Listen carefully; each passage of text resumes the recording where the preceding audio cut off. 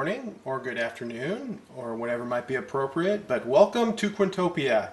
And today I would like to share with you a review of my model of the A1A1 68,000 diesel locomotive from Mabar based on a prototype from the SNCF in France. This is a relatively new model. It is still available on the web at various hobby shops, and if you're one of the fortunate ones who has a hobby shop that actually stocks stock from Mabar, which probably aren't that many, at least not in the USA, you can probably pick one up off the shelves today. I picked this version up on a visit to Paris last year at a hobby shop called Offerline, which I took Metro Line 6 to reach. It was easy to get to from the Metro, easy to visit Offerline. It was a beautiful, nice, clean, open hobby shop, a very easy walking distance from the Metro station. And of course I needed to get a souvenir, and this was precisely the kind of souvenir I was looking for. Again, this is probably an unusual manufacturer, because who's ever heard of Mabar? I certainly haven't until they produced this model. And of course I'm familiar with SNCF, but this was not a locomotive I was very well familiar with, but it does bear a very striking similarity to the SNCF BB 67,000 series, which I'll compare this one to it so you can see how similar they are. So this locomotive, like every good N-gauge manufacturer, comes nicely packaged in a very protective plastic case. It comes wrapped up in cellophane, and the cellophane makes it very convenient to remove the locomotive from the package, which I will do now. And there we go. There's also this little plastic piece right here which protects the fuel tank section from damage, I guess, in transit. The one thing I'll say when I first lift it out of its package is, wow, it's heavy. And it has some heft to it. Despite the fact that it's N scale, it definitely feels heavy. And the other thing that impresses me when I first look at it is, wow, the detail. This is amazing, the detail on this locomotive. For one, and I'm not sure how well you can see it in the video, but the grab irons are separately applied wires, and it's not too frequently you see that on a lot of models. So it's a really beautiful touch.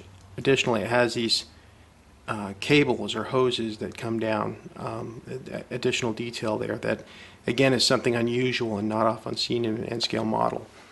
And then these beautifully well done, not sure what these do other than hold the axle of the middle axle. There's obviously 3 sets of axles on each of the bogies, and it's called an A1A1 because apparently the prototype had powered, dummy, powered, powered, dummy, powered, and the A signifies one axle. The 1 signifies an axle without power. At least that's what I think it means. Like I said, it's quite, back to the model itself, it's quite beautiful. The vent casting is excellent. The printing is just fantastic.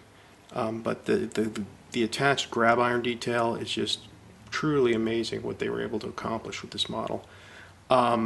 It does also feature obviously lights, bidirectional lighting. It's very easy to convert to DCC. It's got an NEM651 interface in it. And let's go ahead and open it up right now and take a look at the interior. And we'll see how easy it is to actually open. I'm going to pry it apart, give it a little shake, there it comes right off. And there you can see, and now you can actually see the reason for its heft, because the entire sides of this chassis are just metal. Now, alongside the A1A1 68,000 here from Mabar, I have the BB 67,000. I think it's actually 67,300 class. A lot of numbers. Which is obviously a very similar looking cousin to this locomotive, and you can tell that the differences are, at least the cosmetic exterior differences are really similar. But you can also just note the quality of detail that Mabar, or Mabar, I'm not sure how you say it, put into their model of it.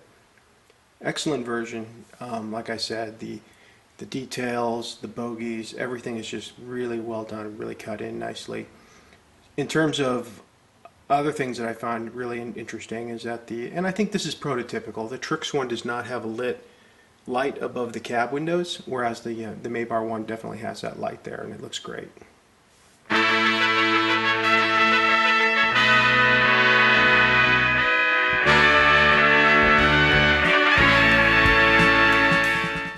And now the sound check for the Mabar A1A1 68,000.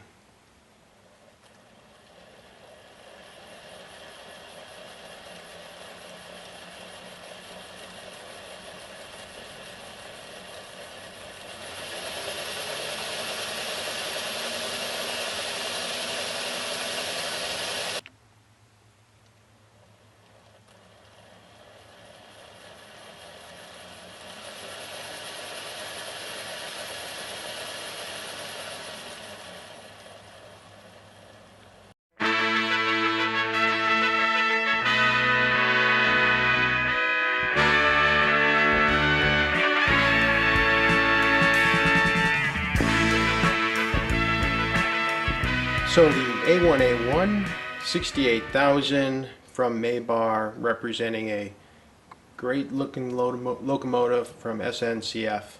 So how does this diesel locomotive from newcomer Mabar stack up? Time for the report card.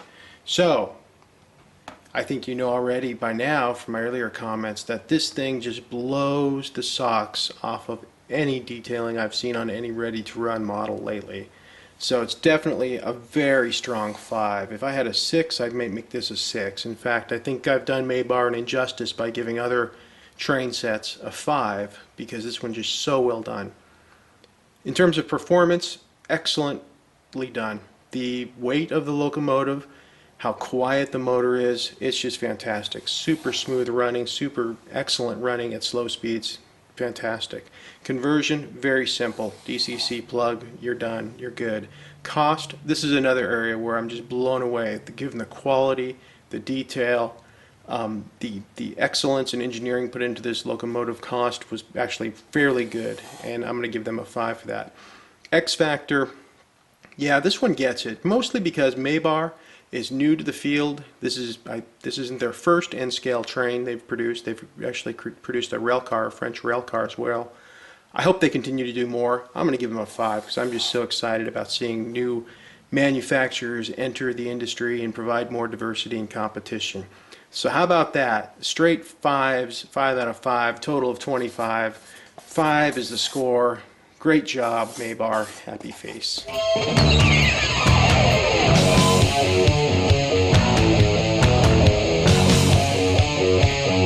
Again, this is a little bit of an unusual locomotive if you're not into French diesels, if you're looking for something from other countries, other manufacturers. Hey, visit my blog, quintopia.blogspot.com. There's a lot of reviews there I have of other trains I've got, beyond sort of the more esoteric maybe interests that I might have, or at least esoteric to you, not to me.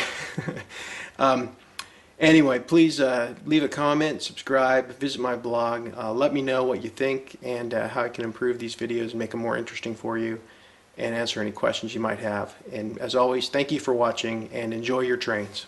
Bye.